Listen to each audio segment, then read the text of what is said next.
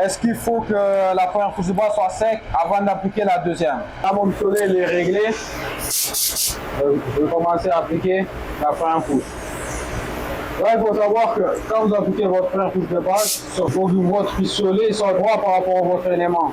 Là, par exemple, je garde une distance de 15 cm à peu près. Je commence comme ça, je descends. Je fais des mouvements va-et-vient réguliers. Je reste vraiment régulier pendant l'application, sans trop charger. Là, on est sur la voiture base à l'eau. La voiture base à l'eau, on n'a pas besoin de charger énormément. Je vais vous montrer ma façon de l'appliquer. Moi, je peins, j'ai une façon de peindre. Je peins fin quand je suis en train d'appliquer la base. Vous allez voir, je ne vais pas charger. Comme je vous ai dit pour l'application, vous allez voir. Là, je commence par en haut, je descends.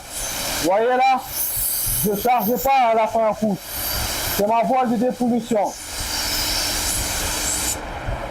Là, c'est ma première couche de base. C'est pas la peine de charge. Il y a des endroits où on voit encore bien l'après, mais c'est pas la peine de charger à la première couche. Est-ce qu'il faut que la première couche de base soit sec avant d'appliquer la deuxième?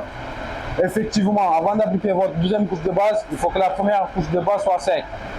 Bon, là, je vais appliquer ma deuxième couche. Je vais garder le même mouvement. Je commence d'en haut vers le bas.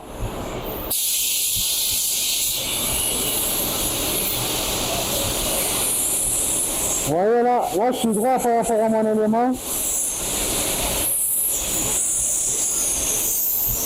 Je vais jusqu'au bout de mon élément et je reviens.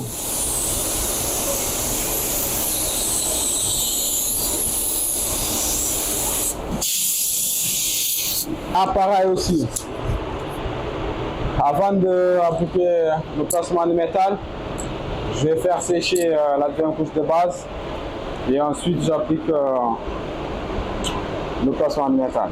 Bon, pour le placement de métal, moi ce que je fais, perso, je baisse l'air, je baisse la pression d'air à 1,5, je m'éloigne à peu près à 25-30 cm.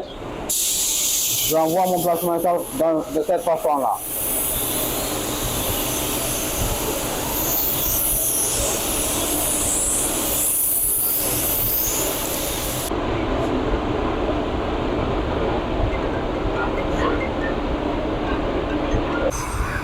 Bon là les gars, je vais vous montrer le réglage pistolet.